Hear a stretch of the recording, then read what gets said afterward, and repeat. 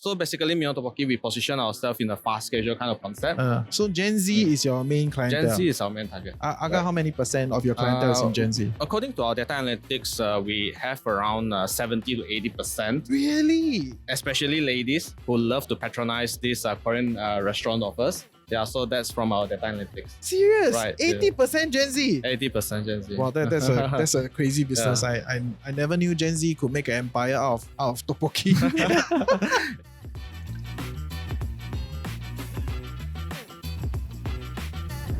Welcome to Chills with TFC, where we sit down with the geekiest, quirkiest individuals to learn about how they do money and life. I'm your host, Reggie, aka your Chief Financial Coconut, and today we continue part 2 of our FLA collaboration. But before we begin, special shout out to our friends on the other show, Li Cai. Oh yeah, our personal Chinese show, yes.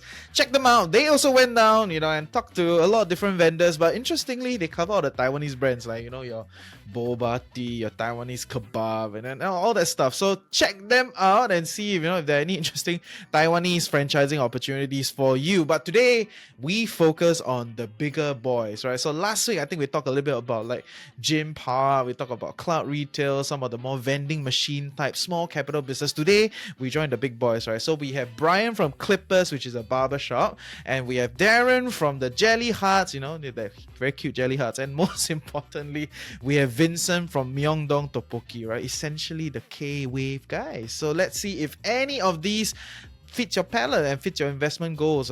Vincent is expecting a lot, so stay to the end to see what he wants. Okay, this is Chills with TFC. Today our theme is to try to understand, like, okay, if I have 100,000, right? So I think a lot of corporate guys, they have accumulated some money, in their process of maybe in the 5 years, 10 years of corporate work. It's like, okay, I have some money sitting around. What am I gonna do next? So with that as the basis, right, can you kind of expound a little bit on your various businesses? What do I think about? What are the kind of rates that I need to prepare? How much capital do I need to participate in what you do? Like, why do you stand out from other people? Yeah, so maybe Korean food can start first. Very hot these days. Probably if let's say an individual have around 100,000 USD, the individual can look into like franchise business, because franchise business is a proven kind of concept where you can just purchase the concept and you can replicate it. The important things that you need to do is to find the right locations to embed it into. So Korean industries right now is riding very strongly in the Hallyu wave. So if let's say individual wanted to invest, probably they can look into this Korean industry, which is us, MyeongDong Topokki. So MyeongDong Topokki is the largest in Southeast Asia. We have 70 outlets in throughout Malaysia, Indonesia, and Brunei. So it's a proven kind of concept that individual can replicate it and multiply on that. So right now we have signed a couple of area franchising in Indonesia and Brunei.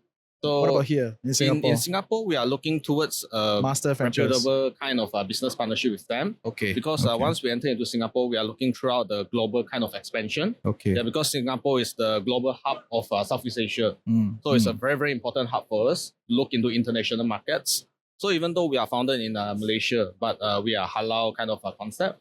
So therefore, we wanted to move into Singapore here to replicate it to other international grounds. Okay, so in other words, to simple terms, you are looking for a master franchise in Singapore. Right now, we are looking for a business partnership. Okay. Kind of like JV partnership. Let's say the individuals wanted a master franchise. We are open to that also. Okay, right? Okay. So you're not selling direct franchise? We are not looking to open like singular kind of no single franchises. Yeah, because singular is difficult to manage. Yeah. So we are looking to go for like a JV kind of format or master kind of format where the individuals have the capability to manage the brand itself in a very, very proper manner and scale it in a very large kind of scalability. Okay. Right. Okay. So what would entail something like that? What is the requirement? Because all those are big words, right? Capabilities, right? What is your requirements? Like when you mentioned 100K USD, for that amount, probably we can open like probably a singular outlet. Yeah, that's a single outlet. For an individual to scale on a large kind of scalability throughout the whole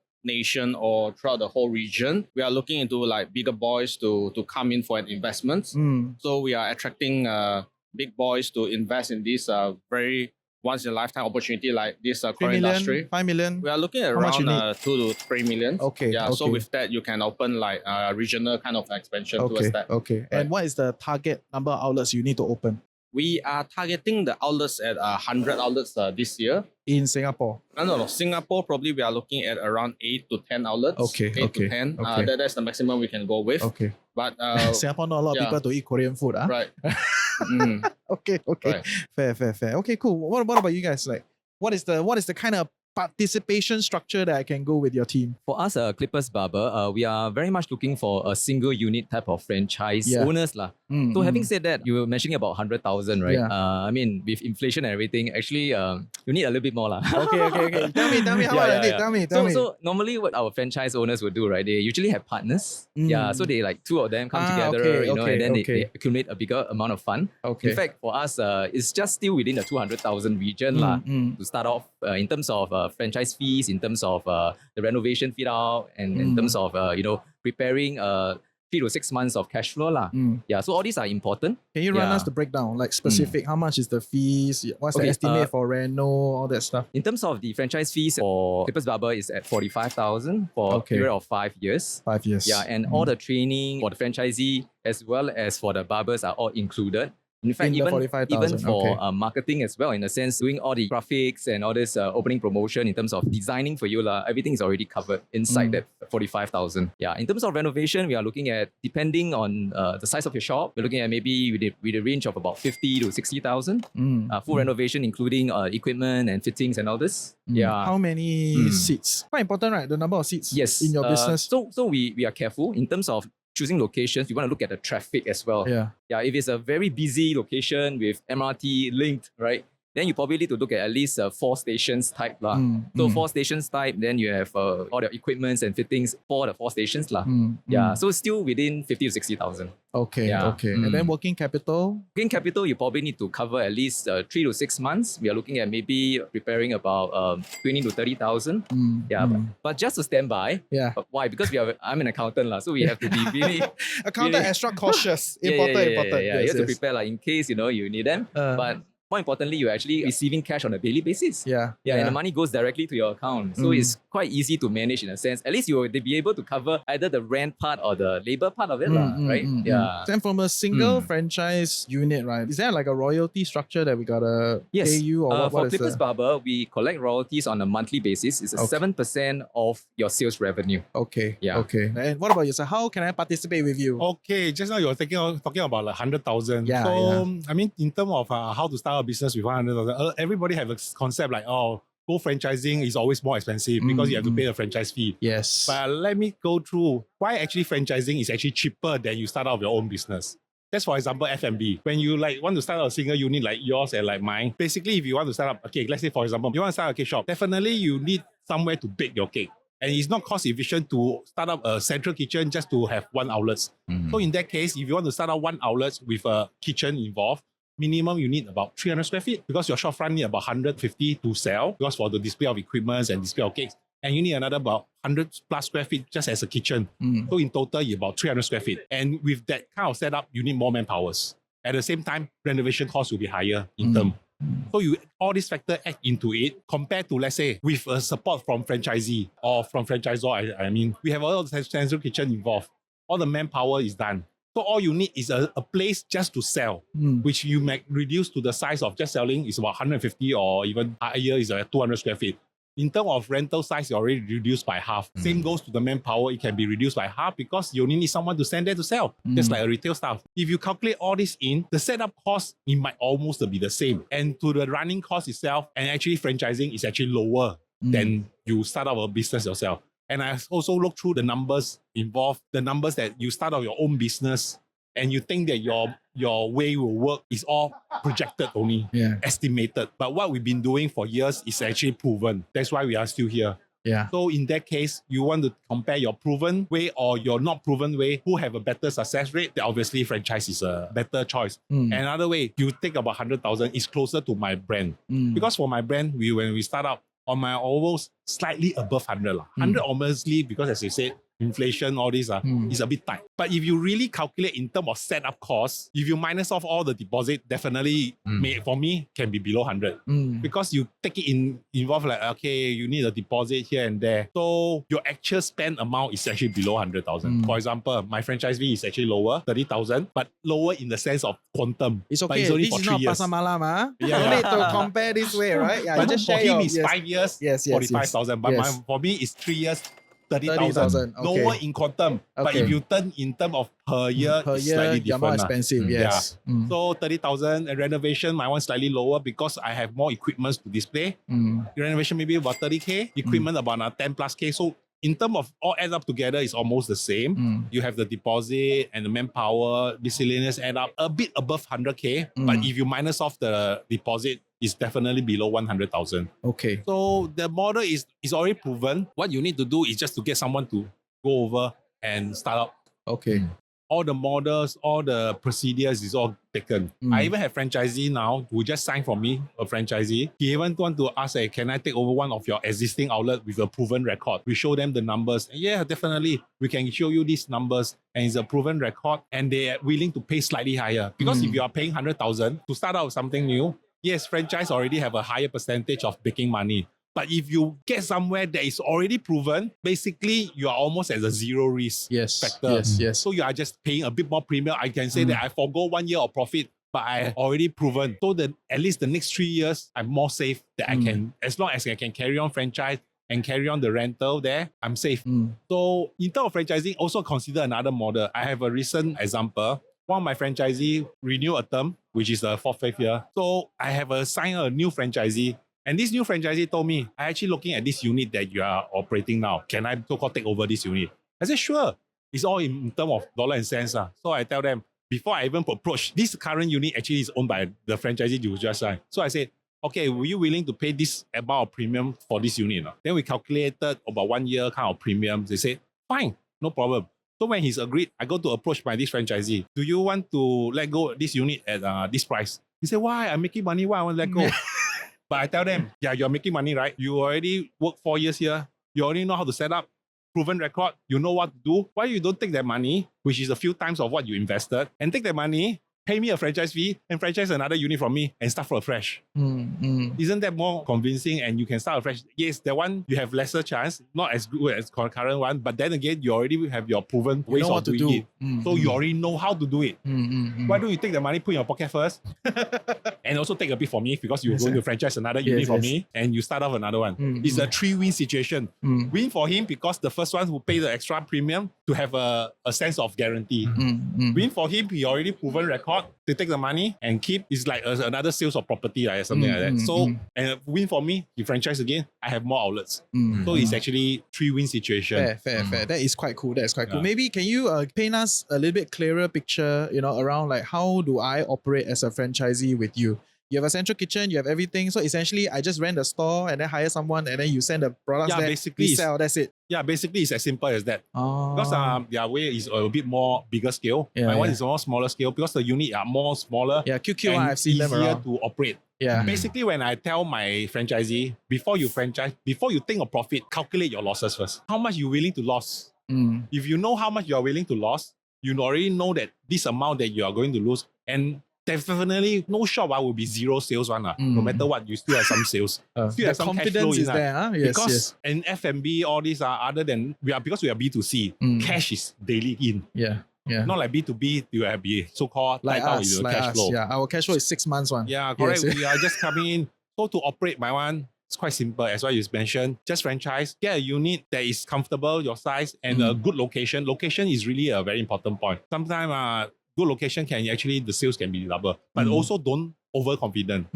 Location might be good. If the rental is too high, don't be too overconfident that you think that, okay, this revenue is X amount in this location. But I go to this location, which is double the workflow, double the crowd, double the rent as well. I You can thinking double that the you sales. can double the revenue. It doesn't work that way. You actually know what you're doing and know what is your sale. Even it increase, it's actually increased about 10-20%. I can ask them, the same shop open from outlet A and outlet B, even the crowd is double, it will never equate to double the sales.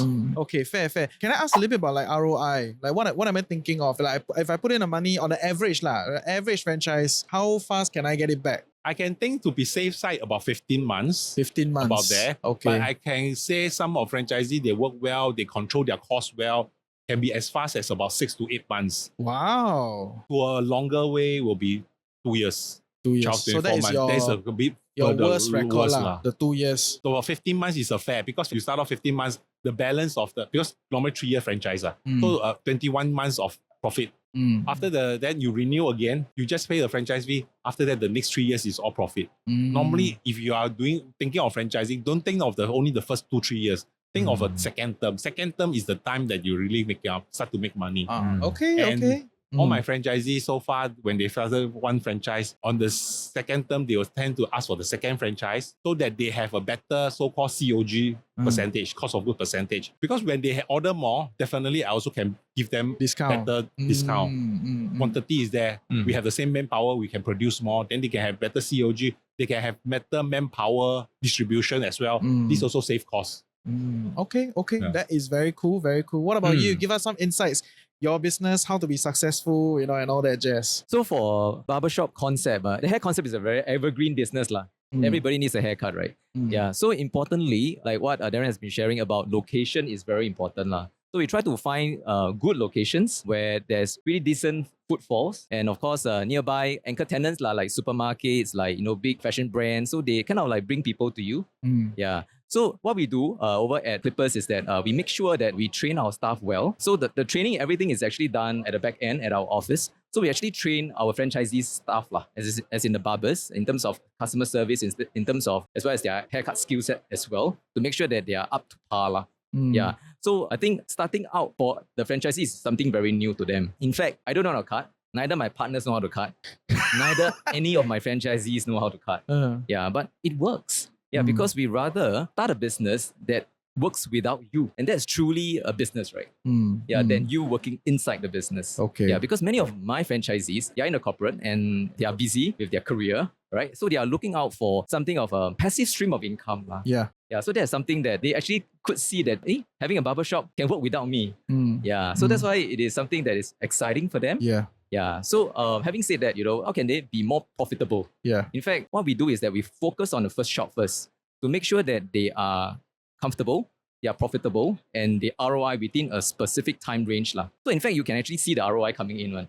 So once you run it for the first 3 months to about 6 months, right, you see that it's quite consistent lah. So once it hit a certain threshold, then we will ask our franchisee, hey, you should be ready to go for your second shop. Yeah. So where do we find the second shop for him, right? It's actually very much looking at where he is located lah. So if he's already doing well in that particular location, right, we try to look for a location that's within 1 to 2 kilometers of his existing shop. Really? Yeah. You're not afraid of cannibalism? Like No. cannibalizing the business? Because we know the data of the existing shop very well. Yeah, we track them to make sure that, okay, based on, let's say, 3 cutting station, you're already hitting a certain threshold, you should grow. Yeah, if you don't grow, the issue is that when the customers wait too long, they'll be frustrated, right? They say, hey, too long already, wow, haircut take 40 minutes, wait, then go to another shop, right? So we'll make sure that all the numbers we have in hand, and we'll share with the franchisee very openly, you should be looking at another shop. If you're not looking at another shop, I tell you, the next thing you know, a competitor is coming up. Yeah, so that's where we actually go out and then shortlist locations for them, and then we'll offer it to them. But of course, we don't force them. Then in the sense, we will share with them,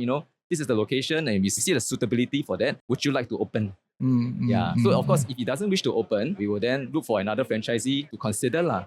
So at least, in a sense, we are building a Clippers branding. Yeah. So when we do a nationwide, in a sense, branding exercise or promotion exercise, it's all within the same family. Yeah.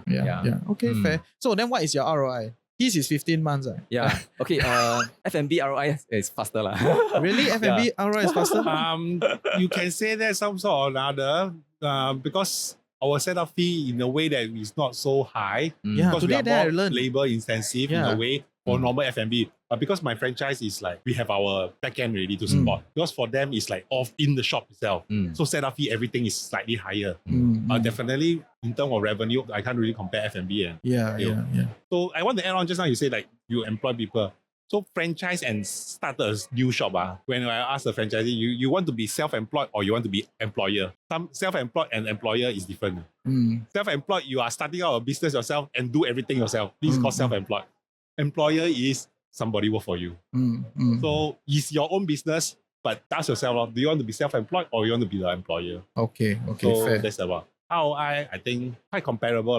Depend on what kind of trade you are in also. Yeah. Because today when I was walking around, then I learned that actually education business is a bit harder to do. The capital, the capex in front is very high. I was like, really? I thought just chair, table, program only. I was like, no, got space. The space is very expensive. And I was like, oh, never saw it that way. So In Singapore, land is gold. Yes. Yeah. Exactly. So it's a Singapore. You think it's a Singapore problem in that sense? I think it's a Singapore problem, but then again, obviously, it's also Singapore. Then the education line will go further. Fair point. Yeah, if in the other country, maybe I'm not too sure. Yeah. Maybe they are not so emphasized in education. More in kiasu, Singapore, right? We are more kiasu. Parents all fighting It's not the kids. It's not the kids. It's the parents' pressure. Yeah. And nowadays, in the Singapore education system, they already encourage you to go to take extra lesson outside. Because the internal, what the school can provide is quite limited because the time spent there. Yeah, crazy. So different franchise have different problem. I can say that. So coming to the part about space is very interesting because like what Darren's business is, right? He uses very limited space and able to churn out a certain amount of volume of revenue. And that is smart. Yeah, so if you are able to use a certain amount of compact spaces to create that extra value for yourself, then it works very well. Yeah, because like, in Singapore, like the per square feet is like every year going up one. Never come down one. What is the average based on your experience so far? What's the average industry secret? Retail, education, and F&B, all different prices. If you go to a shopping mall, actually every shopping mall is a duplicate of shopping mall. Brands also duplicate. You can see that everywhere. Basement, definitely F&B. Wait, so for clarity's sake, they will charge you different rate if you're running different businesses? Definitely. F&B is always the first basement, which at the higher rate. Kiosk is always, in per term of per square feet, is always the highest in terms of kiosk because F&B kiosk. Level 1 or level 2 normally is more retail. Retail also a different rate. And the education, higher level. Normally education is always the top 2 level. And also a cheaper rate. I can say that, it's kind of an open secret. Education, top level, maybe from the range of $5 to $10 per square feet. I can say that. Or in the retail side, I'm not very, very sure, but I'm quite around the range of maybe $15 to $25 per square feet, I guess, about that. And for the F&B? F&B, easily 25 to 60. 60? As high as $100 per square feet. Some different place, like in terms of, let's say, in Orchard area, I don't want to name which one, those amount 100 plus per square feet. Crazy. Even neighborhood area, those bigger mall in the neighborhood area, I ever hear kiosks of the size of about 120, 130 square feet. They're asking about $110 per square feet, which is equal to about 13,000 for a small kiosk that barely can stand 3%. My goodness. Yeah, so Singapore cannot do business. And be done in a way that if you know that you need the crowd. Okay, some business need the crowd. Like selling beverages, drinks, they need the flow. But for us, we need crowd as well, but we don't need so many crowd. Because as I say, we know limited crowd. It's like we are not a daily consumption thing. We know the target audience, we know when they are going to buy, which then we have the target to open at a certain area that they are comfortable with, because it's more of a take and go. You don't see cake shop got queue one, but you can see like drink store, beverage store got queue. CIQ got queue one. The queue is very, very kwachang. There's some of last time when they started this what is it called, the Amma cake something. The Amma cake. Wow, the queue is very crazy. A short term that one short term. Fair. Barber shop also got queue. Barber shop always got queue. Because they spend more time on labor intensive kind of work. They spend more time on per person. So it's not easy to make, right? You must say they also need the quantity at the same time the time spent. So it's not an easy job to do as well. Fair. But obviously when make is make. Make is make. But can you share with us a little bit how is it like in Malaysia then? I think I'm losing off right here already. The bigger business because I think a lot of Singaporeans are also thinking about say, okay, like maybe Singapore like rental is crazy, some of these things, right? But as a Singaporean, your 100,000 become 330,000 ringgit, right? So can I then go into Malaysia and run a very decent outlet or a very decent business with that kind of rates? From your point of view, I think it makes sense because the currency rate is higher. Yeah, that's why I want to ask you the numbers. 3.4 times and you invest into like Malaysia, buying into singular kind of franchising open over there. getting a higher ROI. Definitely, I think it's workability. Yeah. Because like, let's say 100,000 Sing dollars investing into JB, probably you can open like 2 fast casual restaurants in JB rather than just a singular in Singapore here. So, and you're looking at a higher ROI base, like 20 to 25%. Yeah, that makes sense. What you are sharing right here, I think it's a very, very good idea. Yeah, okay. Malaysian government can show me. Yeah. Okay. Wait, but can you give us some more exact numbers for your brand particularly? If today I am a Singaporean, I got that 340,000 ringgit, right? Then I want to look for you. Hey, I want to open your restaurant in Malaysia, not in Singapore. Okay. I want to be a single franchise owner. What is the cost breakdown? Franchise fee? Franchise fee is around 20 Sing dollar, 20k Sing dollar. Sing, okay. And let's say setting up the outlets around 30k Sing dollars, we can set up a pretty decent kind of restaurant businesses in Malaysia. And of course, we have central kitchen in Malaysia, Brunei, and also Indonesia. So region-wide, we have the logistic kind of supply chain to support throughout the region. And distribution for it, like what Darren said, is makes sense. Yeah. He set up a central kitchen to distribute, so his franchisee can have a very, very low kind of cost buying the cakes if you into do that. this model, I think he easily can go up to 200 outlets. Yeah. All the small, the already big outlets, 70 outlets. Let's say you do like those smaller outlet takeaway kiosks, like my concept, I think easily 200-300 outlets already. So should invest in his business because the scalability is there, you see. Hey, welcome to the Financial Coconut Podcast Network. I'm your host, Reggie, aka your Chief Financial Coconut. And if you're loving what we're creating here, like, share, subscribe, share with your loved ones, comment in the comment section below. And yeah, we'll see you for great content on Chills with TFC. Okay, maybe can you share me a little bit specific to your business, right? How are you then trying to stand out from your competitor? Because I mean, you're in dessert, you are in like, hair, you are in fast food, essentially you all have a lot of competitor, right? So how do you then stand out, from your competitor, and from a potential franchisee standpoint, how do I find comfort in your strategy? Basically, I feel that every brand also want to stand up among each other. Every brand, everybody thinking that way. How many can achieve? Not too sure. But obviously, just try to see what is your UPS, the unique selling proposition. For myself, is we have a unique product. For us to differentiate with the other brand is like, other than a unique product, also a customer journey. Customer journey as in terms of customer service, the journey of orderings, the way of how we treat the customer. Definitely everyone also make mistake. We also need service recovery. How is suggest a good service recovery, so on and so forth. All these have to be planned out. Because now I feel that consumer now is not only based on products. They also want to know what is the journey like. Just like example, you go to a restaurant and a fine dining restaurant. A restaurant serve 3 dishes, big dishes that were very filling. Fine dining restaurant, 10 dishes, miniature. But the journey is different. You want a quick and fast, enjoy, filling, happy meal. Fine dining, the journey, tell you the story, wine pairing, so on and so forth. Add up, the cost is like 4 times higher, but you feel the journey. I like stay in Singapore, but he tell you the journey of the food like you are in so-called America or somewhere else. Sell story. All the sell story make you feel different. This is journey. So nowadays, like, even fine dining, I'm not saying food not good or what, but then again, smaller portion, food might be so-so, but the experience is there. You will feel that it's worth paying.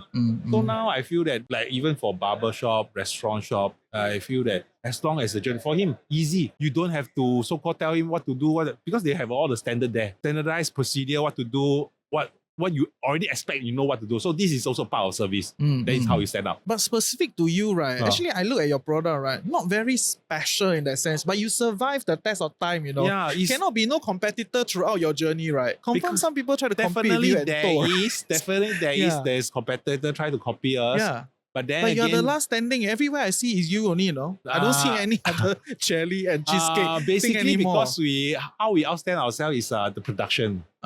Production wise, we managed to streamline the production in a way that we use the most productive equipment to make the cakes in a way. Because my cake is simple to make, but then it's a procedure.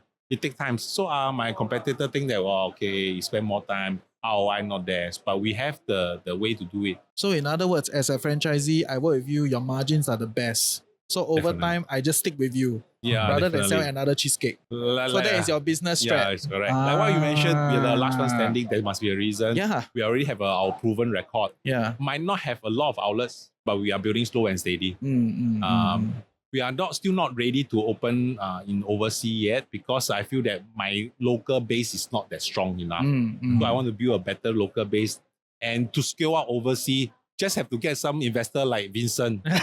yeah. Oh, Just suddenly a I'm on the snap line. Suddenly it's a Suddenly. JV, right? Over, right? Snap Yes. a shot in KL, JB, Malaysia, anywhere. Easily he can open like 100 outlets with the cost of maybe for him only like 10 outlets of their normal I restaurant. believe so because Yeah. your business is quite scalable. Yeah. With the So supply if from I CK. can build up whatever and locally, I think when I go to look for overseas investor or JV, I can easily sell it to them. Great. So now the thing is I need to build our stronger base in local. And for you, actually, you are much bigger, your setup. You are 100 stores. You're selling back to Korea. So like how do you stand out for your competitor? No other people sell tteokbokki and Right. fried chicken, man. Let's say if we look into like Korean industry, Yes. normally what comes to your mind? What type of restaurants comes to your mind? Korean fried chicken, no? Korean fried chicken, barbecue, Traditional Korean cuisine. yeah. Do you ever come to your mind like a fast casual kind of concept, modernized, a hip, hype, attracting like Gen Z kind of market clientele in your mind coming up to? It's only the fried chicken, no? Right, Yeah. right. So basically, MyeongDong Topokki, we position ourselves in a fast casual kind of concept.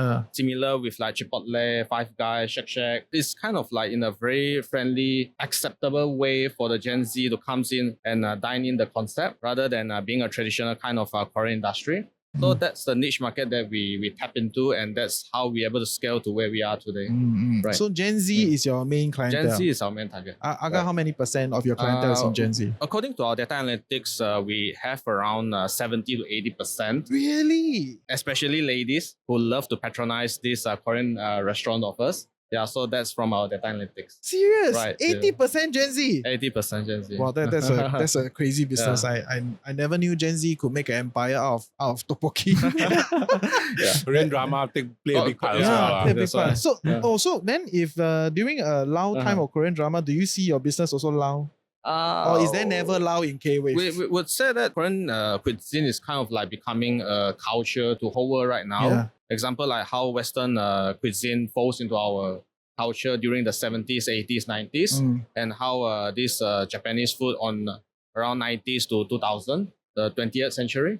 So for this point of time, it's more towards like Korean cuisine becoming our culture, and how do we scale on that type of scalability and profit on that. So you don't see swings. Like, recently the Barbie movie, right, is a very big thing. Right. And then suddenly everywhere you see people wearing pink. That kind of Barbie pink. I think JellyHearts can do that Barbie thing. Yeah, maybe you can. It really suits the culture. Yeah, but it's like, my goodness, one thing made this whole thing happen, right? So for a business like yours, which is riding on the K-wave, right, is the K-wave not like that? Do you don't see your revenue move alongside? I would say that K-wave, kind of Hallyu wave, it started around in 2014 to around 2018. After that, it kind of like stabilized to become the culture of the country itself already throughout our region.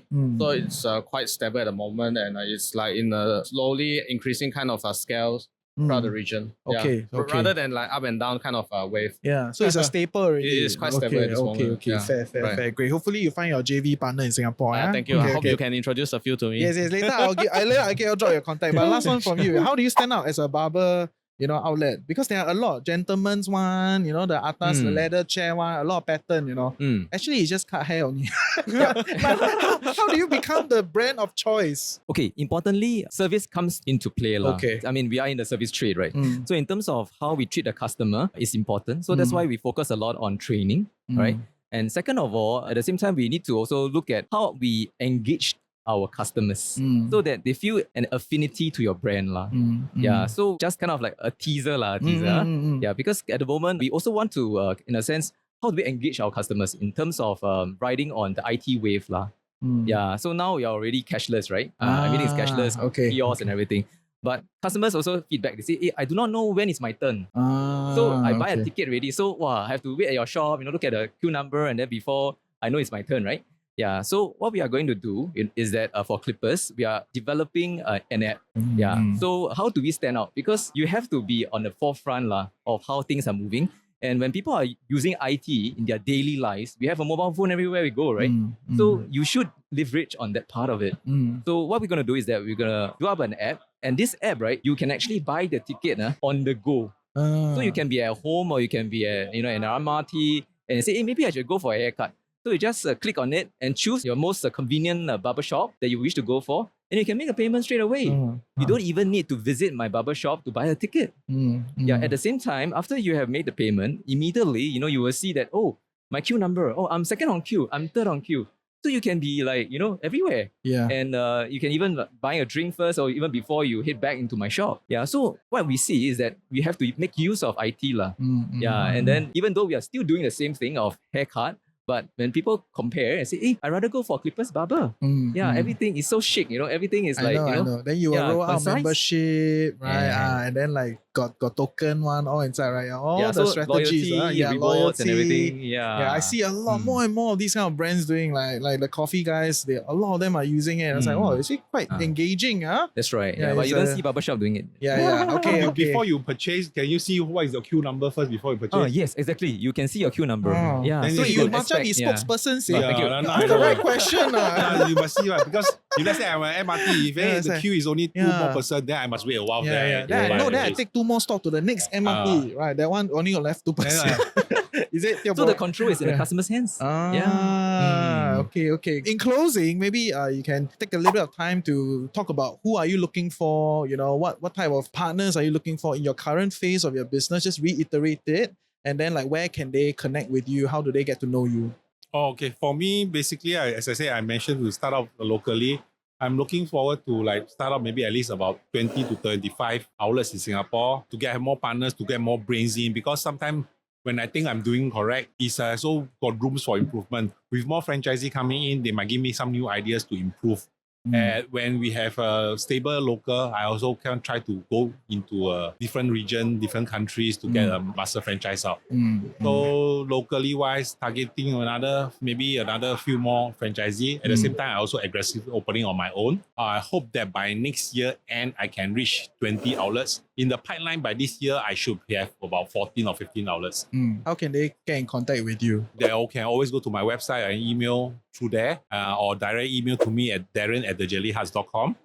So I will personally go them inside and tell them a presentation on how the franchise go on. But for me, I'm not saying I'm a negative person, but I always tell them what is the best side first. As in like, what is the consequences you have to face before you actually start a business? Because don't always give them a good picture, paint a good picture. When you have a higher expectation, you will have a very big disappointment. But if your expectation, not say I want you to bring down your expectation too low, then again also cannot have a low expectation. But what you think that you know that this is something like, okay, if I really lose this amount of money, how can I survive through it? And be prepared to lose that amount of money. Whatever you get better, it will be a bonus for you.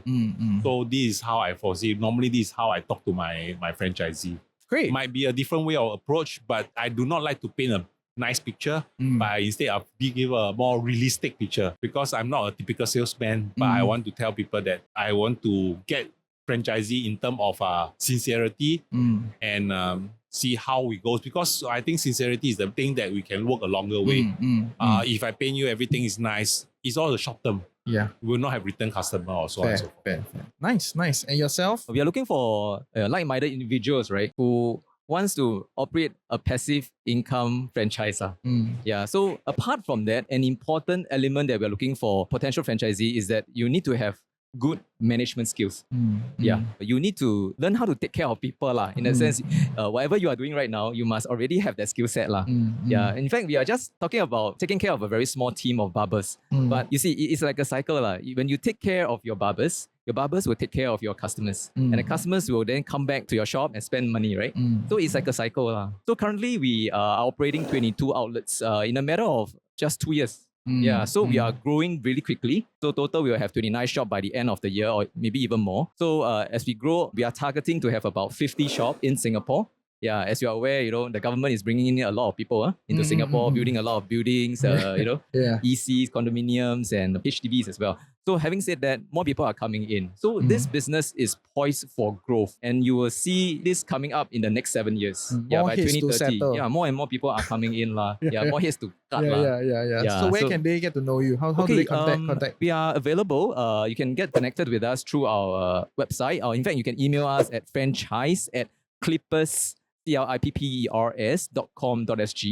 Yeah, drop us an email and then we will come in touch with you. And in fact, what we'll do is that if we find that the right target audience that we are looking at, then we will come in touch with you on a one-on-one basis. And we'll share a very comprehensive presentation with you on how you can join us in the franchise. Great, good. And yourself? Hi. After hearing from Darren and Brian, I think that the opportunity right here in Singapore is extremely huge. Competitive, huh? Competitive and no, but Singaporean maybe want to go Malaysia, right? Sorry. Maybe Singaporeans want to bring money to Malaysia. We'll say that Singapore is a huge market where we can open quite a number of outlets, and we definitely can be doing this autopilot kind of thing. So if let's say any investors who would like to invest in the business itself, we can assist them by helping them to manage, and we'll set up the team for them, and they'll just invest, and we are going to go for this autopilot thingy. It does work in Indonesia and Malaysia, and I believe that in Singapore, such an advanced economy and country, it definitely can work on that also. And individuals, of course, I think every Singaporeans are millionaires. They just invest into that. Autopilot can be done already. That's the functionality that we are offering to them. And that's what you're looking for, right? So if people want to get into contact with you, how do they connect with you? They can come to our website. We have it in our franchise, MyeongDong.Topokki.com, and they can look for us via there. And drop their emails or contacts over there, and we'll come back to them on that. Great, Thank you. Thank you all. Thank you guys. Lovely. Thank you. Thank All you. the best. Okay, thank you.